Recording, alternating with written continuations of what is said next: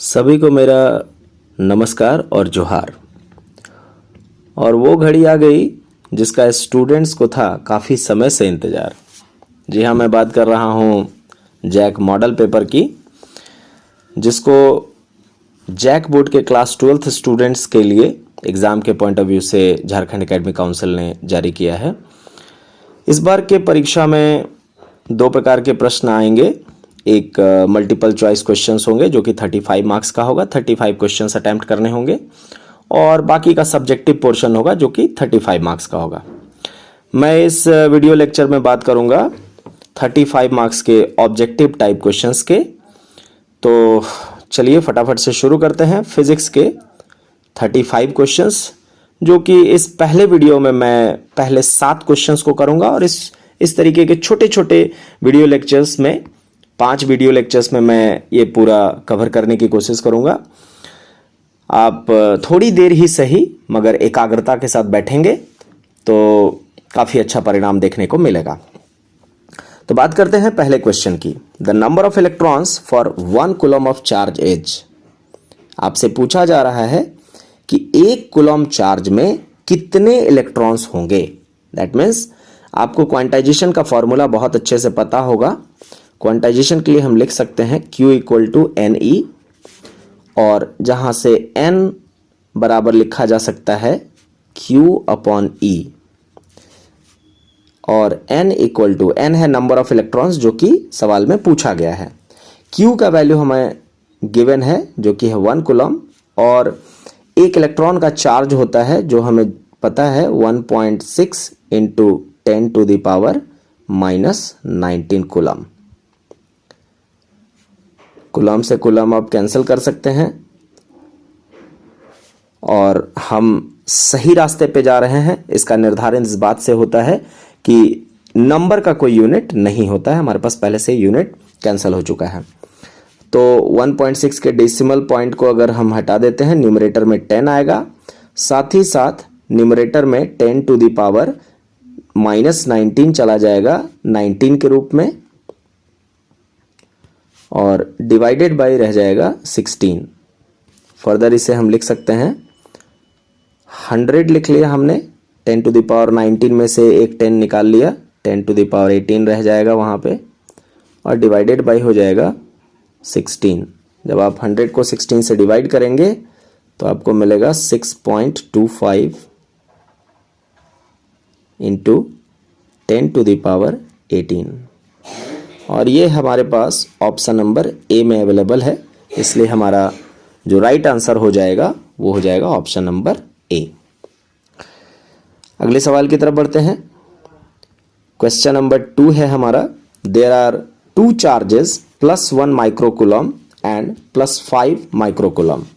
मेरे पास 2 चार्ज हैं।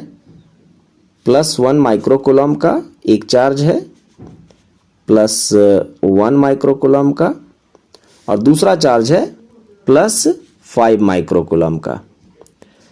अब कहता है कि the ratio of the forces acting on them. इन दोनों के बीच जो फोर्स काम कर रहा है, ऑफ कोर्स ये फोर्स ऑफ रिपल्सन होगा।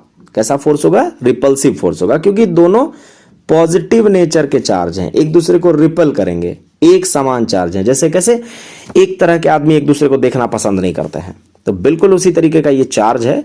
कूलम ने इनके बीच लगने वाले फोर्स का मैथमेटिकल फॉर्मूला भी दिया था, और उस फॉर्मूले पे जाने की आवश्यकता नहीं है। बस इतना जानिए, या मैं उस फॉर्मूला को भी अगर डिस्कस करूं तो ज़्यादा बेहतर है, क्योंकि हमारे पास यहाँ पे कोई डिस्टेंस नहीं है दोनों चार्जेस के बीच में। हमें सिर्फ इतना जानना है कि कूलम्स लॉ जो है वो न्यूटन्स थर्ड लॉ को फॉलो करता है। Force on the first charge that must be equal to the force on the second charge. दोनों फोर्स एक दूसरे के इक्वल होंगे, बट ऑपोजिट डायरेक्शन में होंगे, माइनस साइन लगेगा यहाँ पे। तो आप सोचिए कि दोनों फोर्स का अगर मैग्नीट्यूड इक्वल है तो दोनों के बीच लगने वाला जो फोर्स का रेशियो होगा, मतलब F1 डिवाइडेड बाय F2 जो होगा, वो ऑब्वियस सी बात है कितना होगा? 1 होगा, क्योंकि दोनों फोर्स आपस में बराबर है, 1/1। तो दैट मीन्स हम रेशियो लिख सकते हैं 1:1। तो इसलिए हमारा ऑप्शन नंबर बी जो है वो सही ऑप्शन है। आगे बढ़ते हैं। 3 capacitors each of capacity C, 3 capacitors है हमारे पास जिनकी कैपेसिटी कितनी है, सी है, और added in series connection, then the equivalent capacitance will be, इनका जो इक्विवेलेंट कैपेसिटेंस है वो कितना होगा। तो सबसे पहले हमें पता है कि अगर 3 कैपेसिटर एक साथ सीरीज में एडेड हैं तो उनका जो इक्विवेलेंट कैपेसिटेंस होगा 1/c इक्वल टू 1 या c इक्विवेलेंट मैं लिख देता हूं यहां पे 1/c equivalent that is equal to 1/c plus 1/c plus 1/c, क्योंकि तीनों जो कैपेसिटर्स हैं वो सीरीज में हैं। तो अब आप एलसीएम अगर ले लेंगे तो इम्प्लाइज करके मैं लिख सकता हूँ 1/c equivalent equal to, LCM हो जाएगा c और न्यूमरेटर में आ जाएगा 3/c, और यहाँ से c इक्विवेलेंट मिल जाएगा हमें c/3, जो कि हमें ऑप्शन नंबर c में गिवन है, तो इसलिए ऑप्शन भी c होगा। आगे बढ़ते हैं नेक्स्ट सवाल की तरफ। If a hollow spherical conductor be charged positively, then the electric potential inside it. एक hollow sphere है जो कि पॉजिटिवली चार्ज्ड है। कैसा चार्ज्ड है? पॉजिटिवली चार्ज्ड है। हमने पॉजिटिवली चार्ज रख दिया। तो चूंकि आपको पता है कि चार्जेस स्फीयर के सरफेस पर होंगे, तो सरफेस पर पॉजिटिवली चार्ज है। अब आपसे बोल रहा है कि then the electric potential inside it, इसके अंदर इलेक्ट्रिक पोटेंशियल का वैल्यू कितना होगा, ये आपसे पूछा जा रहा है, सवाल है। तो आपको ये पता है कि चार्जेस किसी स्फेरिकल कंडक्टर पर यूनिफॉर्मली डिस्ट्रीब्यूटेड होते हैं। पहली बात ये, यूनिफॉर्मली डिस्ट्रीब्यूटेड होते हैं। दूसरी बात ये कि जो पॉजिटिव चार्ज है, तो पॉजिटिव चार्ज के लिए जो इलेक्ट्रिक पोटेंशियल होगा वो पॉजिटिव होगा। तो एक चीज तो पक्की है कि पॉजिटिव होगा, लेकिन दूसरी बात पक्की करने के लिए हमारा जो यहाँ पे ऑप्शन बी और सी है, दोनों में पॉजिटिव पॉजिटिव लिखा हुआ है, तो एक बात तो ठीक है कि पॉजिटिव होगा, बट क्या यूनिफॉर्म होगा या नॉन यूनिफॉर्म होगा। तो इसके लिए हमें इलेक्ट्रिक फील्ड और पोटेंशियल के बीच का जो रिलेशन है ये हमें पता है। That means dv upon dr that is equal to E, ये हमें ऑलरेडी पता है ये रिलेशन। एक्चुअल में माइनस dv/dr है, माइनस साइन को मैं ओमिट कर दे रहा हूं। और आपको अच्छे से पता है कि अगर पॉजिटिवली चार्ज यूनिफॉर्मली डिस्ट्रीब्यूटेड है तो स्फीयर के अंदर इलेक्ट्रिक फील्ड होगा 0, और अगर इलेक्ट्रिक फील्ड 0 होगा तो हम लिख सकते हैं dv upon dr equal to 0। That means आप ये नोटिस कीजिए कि जो पोटेंशियल है, यहां पर जो पोटेंशियल है उसका डिफरेंशिएशन हो रहा है 0, और आपको पता है कि अगर किसी क्वांटिटी का डिफरेंशिएशन 0 है दैट मीन्स वो क्वांटिटी कांस्टेंट है। इसका मतलब यहां जो v है वो कांस्टेंट है, v कांस्टेंट, या फिर दूसरे टर्म में उसको आप यूनिफॉर्म बोल सकते हैं। इसलिए हमारा राइट आंसर हो जाएगा option number B, positive and uniform. तो आगे बढ़ते हैं क्वेश्चन नंबर 5 के ऊपर। कहता है the VI graph for a conductor to make an angle theta with V axis. हमें सबसे पहले एक VI ग्राफ ड्रॉ कर लेना होगा। ये रहा VI ग्राफ, और कहता है conductor makes an angle theta with VI axis. ये रहा, ये एंगल जो है वो है मान लीजिए थीटा, क्वेश्चन के according. Here V denotes the voltage, इस तरफ V है, and I denotes the current, इधर I है। कहता है the resistance of the conductor is given by, conductor का रेजिस्टेंस को इन सब में से कैसे शो किया जा सकता है, sine theta, cos theta, tan theta या कॉट थीटा से। तो सबसे पहले हम इस तरीके से प्लॉट कर लेंगे, और प्लॉट करने से हमारा ये जो वर्टिकल लाइन होगा वो I को रिप्रेजेंट करेगा, और ये V को रिप्रेजेंट करेगा जो हमारा हॉरिजॉन्टल लाइन है, कुछ इस तरीके से, जैसा कि मैं डायग्राम में दिखा रहा हूँ। अब आपको बहुत अच्छे तरीके से पता है कि जो tan थीटा होता है, tan थीटा वो होता है परपेंडिकुलर बाय बेस। तो थीटा के सामने वाला साइड परपेंडिकुलर होता है, तो perpendicular that means I and divided by base जो कि V है। तो यहाँ से मैं इक्वेशन नंबर 1 बना लेता हूँ। और ओम्स लॉ आपको पता होगा, जो कि कहता है V इक्वल टू IR। हमें रेजिस्टेंस पता करना है, इसी वजह से हम ओम्स लॉ का भी हेल्प ले रहे हैं यहाँ पे। V equal to IR। अगर V equal to IR suppose करते हैं तो R इक्वल टू हमें क्या मिल जाएगा? R इक्वल टू मिल जाएगा V अपॉन I। लेकिन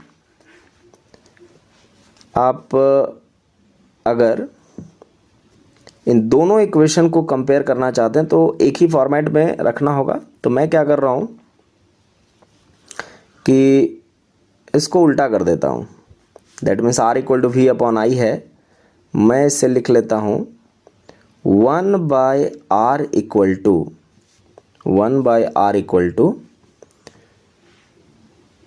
I अपॉन V। और आगे मैं इसे लिख सकता हूँ 1/R equal to I upon V के प्लेस पे इक्वेशन 1 से पुट कर लीजिए तो हो जाएगा tan थीटा। लेकिन हमें R फाइंड करना है, इसलिए R इक्वल टू लिख सकते हैं आप फाइनली 1/tan थीटा। और फाइनली R इक्वल टू लिखा जा सकता है 1/tan थीटा, जो कि आपको पता है cot थीटा। तो resistance of the conductor is given by cot theta, जो कि आपके ऑप्शन नंबर डी में अवेलेबल है। तो बढ़ते हैं क्वेश्चन नंबर 6 की तरफ। The equation summation E that is equal to summation IR is applicable to which law? Summation E जो कि रिप्रेजेंट कर रहा है EMF को, IR जो कि वोल्टेज को, ये किरचॉफ्स के कौन से रूल में गिवन है? तो आपको बेहतर पता होगा कि किरचॉफ्स का जो सेकेंड लॉ है वो रिप्रेजेंट करता है कि जो टोटल पोटेंशियल ड्रॉप होगा across the closed circuit that is equal to summation E। तो ये किरचॉफ्स का सेकेंड लॉ है, जो कि ऑप्शन नंबर ए में गिवन है। बात करते हैं क्वेश्चन नंबर 7 की। The balancing length of a potentiometer is at 120 centimetre. On shunting the cell with a resistance of 4 ohms, the balancing point shifts to a length of 60 centimeter. Then find the internal resistance of the cell. तो अगर suddenly मैं एक simple formula लिख करके आपको बता दूं तो शायद समझने में परेशानी आएगी, तो थोड़ा सा उसको एलेबरेट करके मैं बता रहा हूं। हमें पता है E equal to V plus IR, जहां पे स्मॉल r है internal resistance of the cell. मान लीजिए किसी सर्किट में टोटल EMF E था और किसी एक सर्टेन पॉइंट पर पोटेंशियल ड्रॉप V हुआ और सेल के इंटरनल रेजिस्टेंस की तरफ इंटरनल रेजिस्टेंस के कारण जो पोटेंशियल का ड्रॉप था दैट वाज IR। तो इस तरीके से total potential that is equal to V plus IR। अब यहां से R इक्वल टू आप क्या लिख पाएंगे? R इक्वल टू लिख पाएंगे E minus V divided by I। But आपको ओम्स लॉ भी पता है, तो ओम्स लॉ के अकॉर्डिंग आप I का वैल्यू पुट करेंगे जो कि V बाय R होगा। तो E minus V divided by V by R, तो जो R होगा वो न्यूमरेटर में चला जाएगा। और R इक्वल टू यहाँ से लिख पाएंगे आप E by V minus 1 into R। जब आप पोटेंशियोमीटर पढ़ोगे तो E by V L1 upon L2 के बराबर आएगा। तो इसलिए R इक्वल टू हम लिख पाएंगे L1 upon L2 minus 1 into R। मैं इसी फॉर्मूले की बात कर रहा था कि अगर मैं डायरेक्टली इस फॉर्मूले को लिख दूं तो शायद आपको प्रॉब्लम होगी, अब शायद प्रॉब्लम कम होगी थोड़ी सी।